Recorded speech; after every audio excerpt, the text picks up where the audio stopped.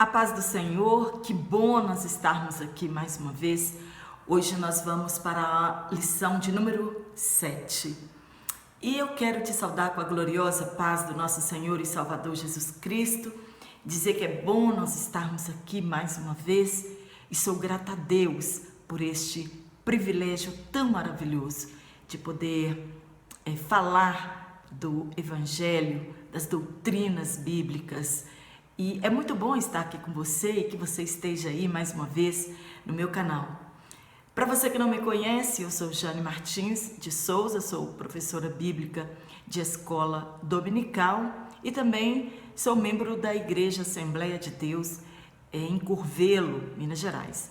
E o nosso pastor presidente é o nosso pastor Zacarias.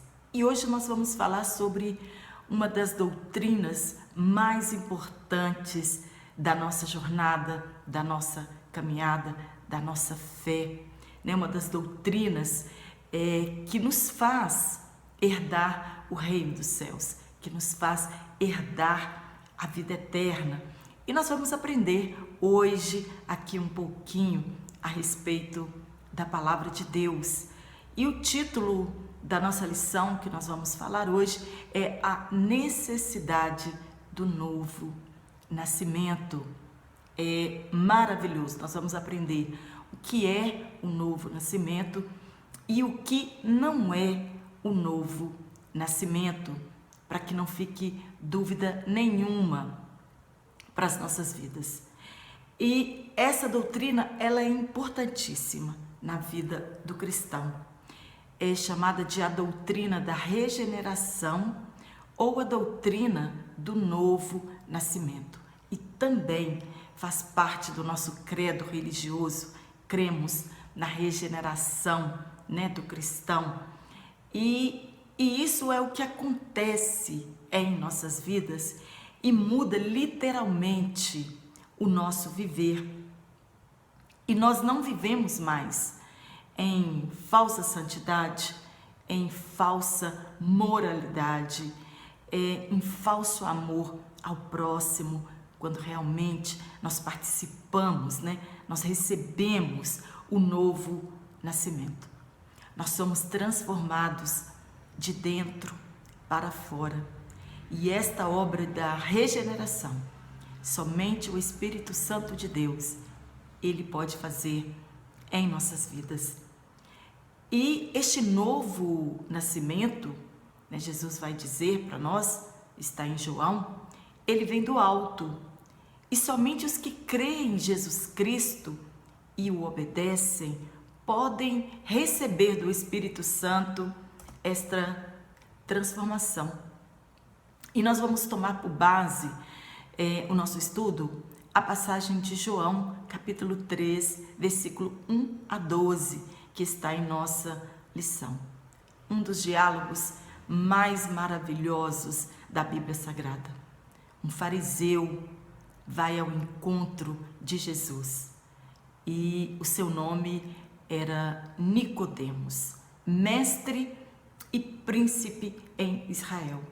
E este encontro, ele deu-se à noite. Alguns estudiosos acreditam que Nicodemos foi ter com Jesus à noite por medo, né, dos príncipes, do sinédrio, também por vergonha de ele ser um rabino e de estar procurando Jesus, e por isso então ele preferiu à noite para tirar as suas dúvidas com Jesus Cristo. Mas o nosso comentário bíblico pentecostal, ele vai nos dizer que, por outro lado, também pode representar simplesmente uma hora normal para os rabinos se ocuparem de discussão ou estudo religioso, visto que eles trabalham durante o dia. Então, há duas linhas de interpretação porque Nicodemos foi ter com Jesus à noite. Aqui, neste diálogo, fica provado a ignorância do que muitas pessoas têm das coisas espirituais. E não é o muito estudar que nós vamos aprender as coisas espirituais, porque elas são reveladas para nós por intermédio do Espírito Santo. E também nós lemos na palavra de Deus que a letra, ela mata, mas o Espírito, é Ele que nos dá vida, é Ele que nos transforma. E Nicodemos ali, diante de Jesus, ele mostrou que ele era ignorante a respeito das coisas espirituais. E Nicodemos não foi ali para tratar deste assunto, dessa doutrina do novo nascimento. Ele estava impressionado com os milagres que Jesus estava operando no meio do povo. E ele era ignorante acerca do renascimento espiritual. Jesus vai tratar aqui de uma doutrina, uma das mais fundamentais da fé cristã, a regeneração, sem a qual ninguém verá o reino de Deus. E quem disse isso foi o próprio Senhor Jesus. E o que é isso? É receber a salvação, a vida eterna, mediante Jesus Cristo. Só por intermédio dele que nós alcançamos a salvação e a vida eterna. Nicodemos, ele foi em busca de outras respostas, mas o que ele ouviu foi maravilhoso e ele ficou perplexo com este tema. Agora nós vamos falar o que não é regeneração, o que muitas pessoas confundem e acham que já são regeneradas e quando na verdade ainda não são. O novo nascimento não é algo que fazemos para Deus, mas o que o Espírito Santo faz em nós e por nós. É o Espírito Santo que faz a obra da regeneração na vida do cristão. A regeneração, ela não se alcança, o novo nascimento, através dos ritos, cerimônias e práticas religiosas. Por exemplo, jejuar, orar, dar esmolas, ir sempre aos cultos. Isto não é regeneração. Ninguém entra no céu por ser crente ou frequentar uma determinada igreja, seja ela evangélica ou não. Ninguém, vai morar no céu por causa disso. Ninguém é salvo porque foi batizado nas águas. O batismo, ele é uma confissão pública. E nós temos exemplos na Bíblia de pessoas que não foram batizadas nas águas e alcançaram a salvação. Um exemplo que nós temos é o ladrão da cruz. O batismo, ele só vai pesar em nossa vida espiritual quando nós temos oportunidade de fazê-lo. Aquele que crê e for batizado será salvo. É a nossa confissão pública. Então, se nós temos oportunidade e adiamos esta oportunidade, aí sim, a falta dele pode comprometer a nossa salvação ou a nossa vida eterna. Ou a pessoa não é regenerada porque ela guarda alguns preceitos religiosos. Não é também porque você conhece muitas coisas acerca de Deus, a respeito de Deus e das Escrituras, que você nasceu de novo. Quem era Nicodemos? A lição, ela nos lança esse desafio para que nós conheçamos realmente quem era este homem. Nicodemos era um homem rico, culto, religioso, ele tinha poder, conhecimento, ele era fariseu e membro do Sinédrio. Está registrado em João, capítulo 7, versículo 50. Ele tinha uma vida reta, guardava muitos preceitos da lei. Olhando para estas qualidades, diríamos, este homem já está salvo. Mas Jesus ensina a ele que estas coisas, sem a regeneração, isto é, sem o novo nascimento, de nada valem, pois estas coisas não eram suficientes para a salvação. É isso que, entre linhas, Jesus estava querendo dizer para Nicodemos durante aquele diálogo.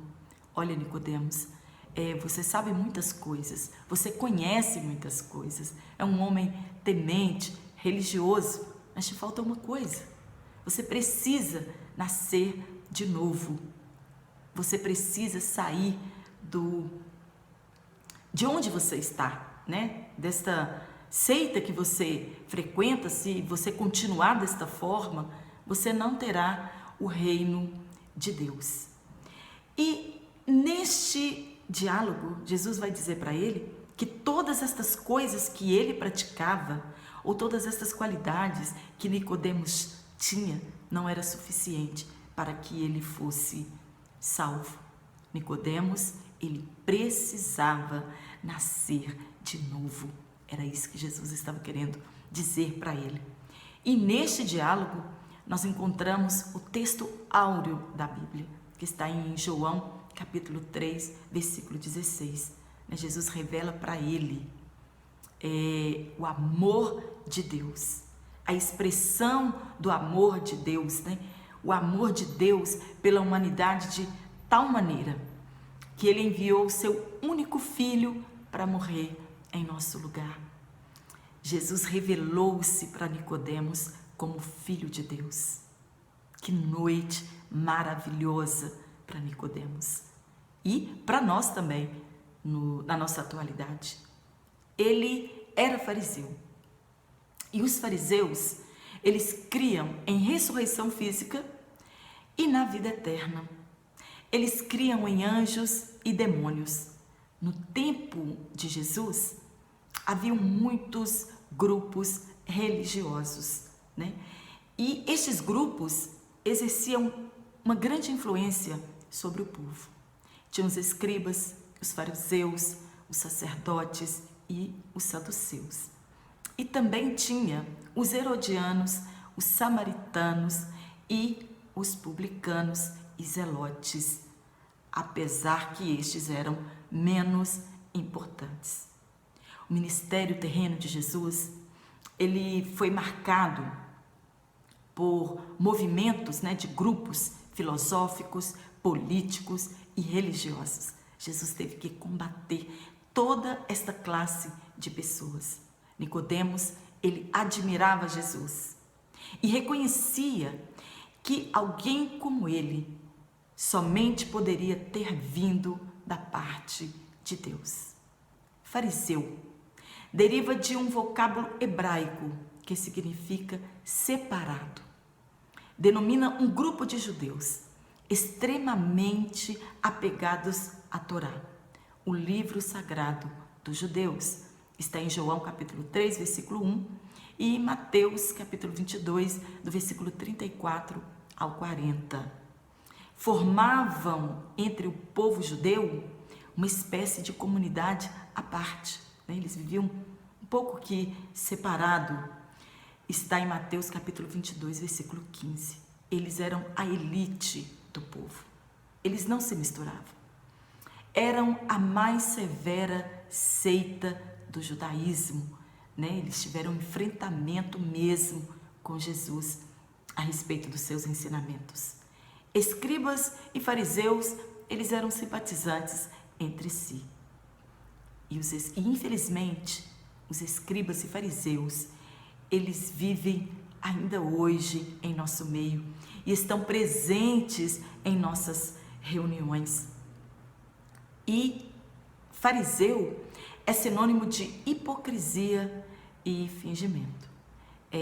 Obrigam as pessoas a levarem as suas cargas quando eles mesmos não conseguem levar.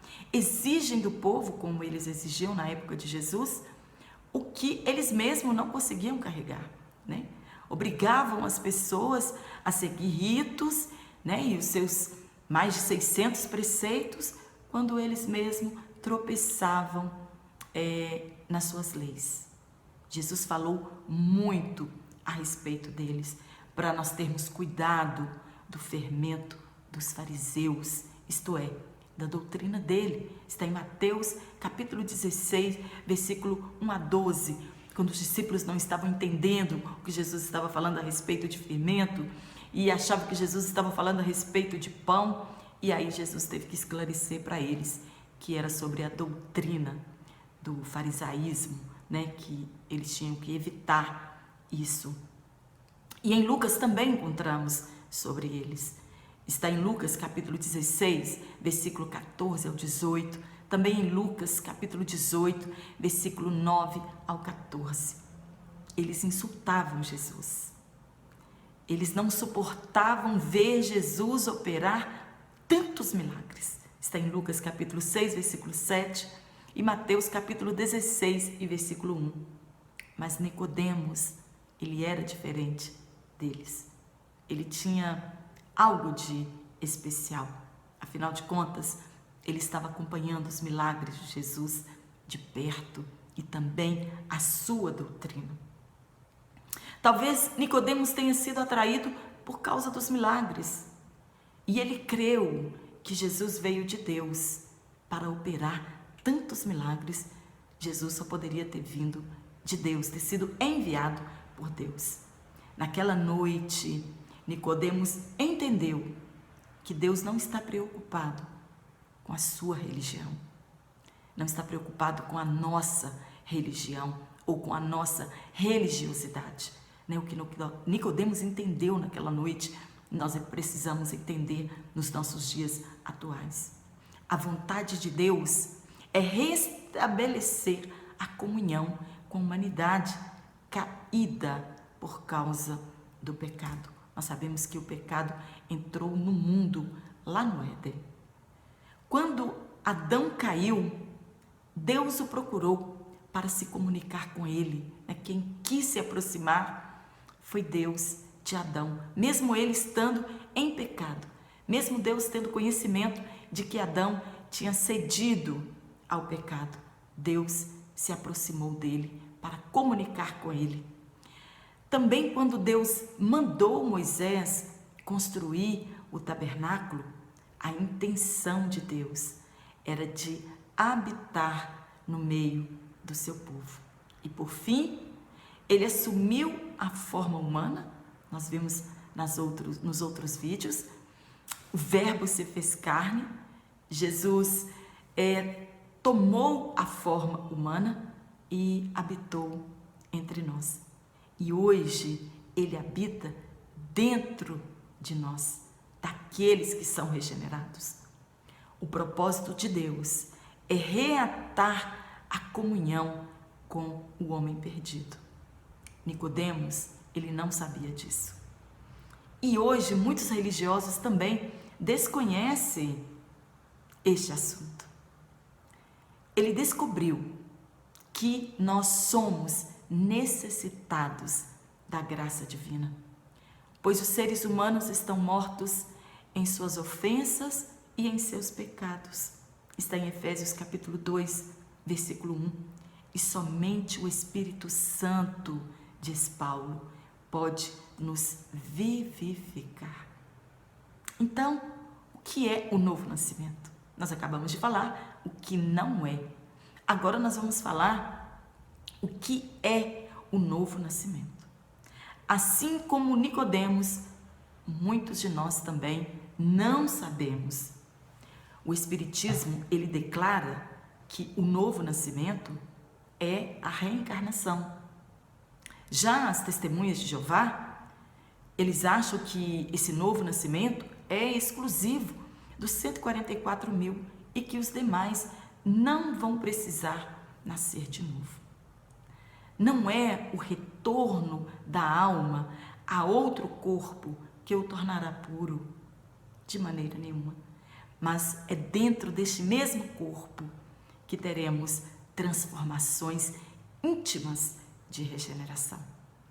Em 1 João, capítulo 5, versículo 1, está escrito que todo aquele que crê que Jesus Cristo é o Senhor, que Jesus é o Cristo enviado por Deus, este tal é nascido de Deus e não vive na prática do pecado, isto é, pecando voluntariamente. Nós já falamos que o pecado na vida do cristão, ele é um acidente de percurso e nós não vivemos na prática do pecado. E se tem alguma coisa que nos perturba, devemos orar e pedir ao Espírito Santo para nos ajudar em nossas fraquezas. E esta transformação do novo nascimento, ela começa no nosso interior e vai sendo externado, né? É uma obra que apenas o Espírito Santo pode fazer. E esta obra, ela é externada em nossas ações. Nascer de novo é nascer de cima, é nascer do alto. O novo nascimento, ele é produzido pela palavra de Deus. Não é por nossas boas obras, por nossas boas ações. Ninguém tem o poder de regenerar a si mesmo. Este novo nascimento, ele vem do alto e é pela palavra. Isso é o que Jesus Cristo quis dizer com nascer da água em João 3,5. A água que nos purifica não é a água do batismo, mas a água da palavra, Efésios 5,26. E a fé ela vem pelo ouvir. E ouvir o quê? Ouvir a palavra de Deus. Está em Romanos capítulo 10, versículo 17. Como o Espírito Santo fará uma obra de regeneração em nossas vidas ou na vida de uma pessoa, se ela não ouve a palavra de Deus, se ela não lê a palavra de Deus? Como essa pessoa será convencida dos seus erros, dos seus pecados e de que ela precisa mudar? Jesus disse para os seus discípulos: vós já estáis limpos pela palavra. João 15:3. É pela fé. O Espírito Santo atua em nossas vidas por intermédio da palavra. E aí, ele promove a regeneração em nossas vidas da seguinte forma: convencendo do pecado. Nós precisamos ser convencidos que nós estamos perdidos em nossas ofensas e em nossos pecados e que precisamos de um Salvador. Ele vai nos convencer da justiça e do juízo. Está em João capítulo 16, versículos 7 a 11. A salvação, ela não é alcançada pelas nossas obras, ela só é alcançada pela misericórdia. Está em Tito capítulo 3, versículo 5. Não é mudar de religião, é se transformar em nova criatura. Foi o que Paulo falou em 2 Coríntios capítulo 5, versículo 18 ao 19. O pecado, nós já aprendemos a sua universalidade, né? O pecado, ele é universal. Nascemos, né, com esse pecado chamado de pecado original e herdamos ele lá do nosso pai Adão. Então, todos pecaram e destituídos estão da glória de Deus e precisamos de um Salvador. É isso que a humanidade precisa entender. Nós precisamos de um Salvador. Não são nossas obras, né? Não é a nossa religiosidade, não são as nossas práticas religiosas que nós vamos alcançar a salvação. Eles liam e não entendiam. Porque lá em Ezequiel, capítulo 11, versículo 19, já tinha a promessa do derramamento do Espírito Santo e que Deus capacitaria o povo salvo a viver segundo as leis de Deus. E olha que Nicodemos era um mestre em Israel. Ele era um príncipe no Sinédrio e ele não sabia dessas coisas. O apóstolo Paulo, ele é um exemplo para nós de religiosidade. Ele queria matar os cristãos por seu zelo com o judaísmo. Quando ele teve um encontro com Jesus, ele descobriu que ele precisava de um Salvador, que ele precisava ser salvo e que a sua religião, que os seus antepassados, que a sua cidadania, que o seu conhecimento, pois nós aprendemos da palavra de Deus que Paulo foi criado aos pés de Gamaliel, um dos maiores rabinos da época. Nada disso ia lhe garantir a vida eterna ou a salvação. E Paulo descobriu isso a duras provas. Era necessário aceitar o sacrifício de Cristo como única forma dele ser salvo e também de nós sermos salvos. E quando o fez, quando reconheceu em Jesus o seu Salvador, ele se considerou o principal entre os pecadores. Ele descobriu que ele precisava nascer de novo e muitos de nós precisamos fazer esta descoberta. Outro exemplo que temos de religiosidade na palavra de Deus, de boas obras, de oração, de um cidadão romano, que ele não era judeu, é do centurião Cornélio. A Bíblia o descreve como um homem temente, justo, e que as suas boas obras, as suas esmolas, chegavam ao trono de Deus. Mas faltava uma coisa para aquele homem.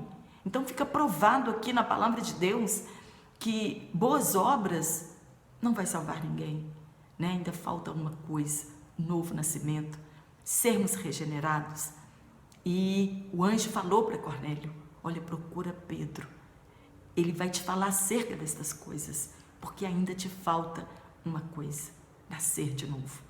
Porque ninguém é ou será salvo pelas obras. Como faltava alguma coisa para Cornélio, falta também para muitas pessoas, para muitos religiosos hoje na atualidade. Aquele homem, ele tinha fé. Nós precisamos de arrependimento, nós precisamos de regeneração para participar do novo nascimento. E precisamos aceitar Jesus como Senhor e Salvador. E Cornélio também precisava aceitar Jesus como Senhor e Salvador da vida dele e da sua família. E nós vemos um maravilhoso milagre acontecer na vida de Cornélio e da sua família num único dia. Todos reconheceram Jesus como Senhor e Salvador. Por isso, Deus enviou Pedro para lhes ensinar o caminho. Religiosidade não implica comunhão com Deus, mas a fé em Cristo e em seu sacrifício e o novo nascimento. Isso sim é ter comunhão com Deus. Um exemplo que nós temos de regeneração na Bíblia é o de Zaqueu, um publicano, cobrador de impostos, ladrão, que as pessoas achavam que para ele não tinha jeito. Mas aquele homem é um exemplo vivo de regeneração para os nossos dias.